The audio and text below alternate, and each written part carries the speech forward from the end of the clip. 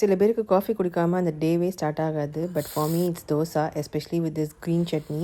If you ask me morning, afternoon, night 3 வேளையும் தோசை கொடுத்தாலும் நான் போர் அடிக்காமல் தோசையை சாப்பிடுவேன் வித் திஸ் சட்னி. ஸோ வாங்க இந்த சட்னியை வந்து எப்படி பண்ணுதுன்னு பார்க்கலாம். ஸோ கொஞ்சம் வந்து கடாயில் வந்துட்டு எண்ணெய் ஊற்றிக்கோங்க. எண்ணெய் ஊற்றிட்டு கொஞ்சம் உளுந்த பருப்பு, கடலைப்பருப்பு, வெங்காயம், கொஞ்சம் பச்சை மிளகாவும் காஞ்ச மிளகாவும் சேர்த்துக்கோங்க காரத்துக்கு. அப்புறம் கொத்தமல்லி. ஸோ கொத்தமல்லியும் வந்து நல்லா வந்துட்டு கட் பண்ணி இந்த மாதிரி வந்துட்டு வதக்கிக்கோங்க. ஸோ கொத்தமல்லி ஜஸ்ட் ஒரு ஃபியூ செகண்ட்ஸ் தான் வதக்கணும். அப்படியே அதுக்குள்ளேயுமே வந்து ஷ்ரிங்க் ஆகிடும். ஸோ அடுப்பை ஆஃப் பண்ணிவிட்டு வந்துட்டு தேங்காயும் புளியும் போட்டு ஒரு வதக்கிட்டு தனியாக எடுத்து வச்சு ஆற வச்சுடுங்க.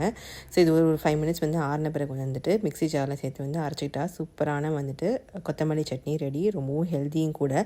இதோட நீங்கள் வந்து புதினா கூட சேர்த்துக்கலாம். அன்றைக்கி நான் என்கிட்ட வந்து புதினா இல்லை, அதனால் வெறும் கொத்தமல்லி மட்டும் சேர்த்துக்கிட்டேன். ஸோ கொத்தமல்லியே வந்துட்டு ரொம்ப சூப்பராக இருக்கும். வெறும் கொத்தமல்லியை வச்சு அரைச்சாலே வந்துட்டு செமையாக இருக்கும். இது லைட்டாக வந்து தாளிச்சிட்டிங்கன்னா வந்துட்டு கடுகு உளுந்தம் பருப்பு போட்டு தாளிச்சிக்கோங்க. சூப்பரான ஹெல்த்தியான சட்னி வித் திஸ் தோசை செமையாக இருக்கும். இந்த மாதிரி சட்னிக்கு வந்துட்டு நான் ஒன்றும் இல்லை, ஒரு 4 தோசை சாப்பிடுவேன். ஏன்னா வந்துட்டு அவ்வளோ டேஸ்ட்டாக இருக்கும். அப்படியே வந்து தோசையும் ஊற்றிக்கிட்டாச்சு. ஸோ மாவு வந்து இன்றைக்கி தான் அரைச்சேன். ஸோ சூப்பராக வந்து தோசையும் வந்துருச்சு. ஸோ சூப்பரான டின்னரும் வந்து ரெடி சார். எத்தனை பேருக்கு தோசாவும் இந்த சட்னியும் வந்து ஃபேவரட்னு சொல்லிட்டு கமெண்ட் செக்ஷனில் சொல்லுங்கள். தேங்க்யூ, பாய்.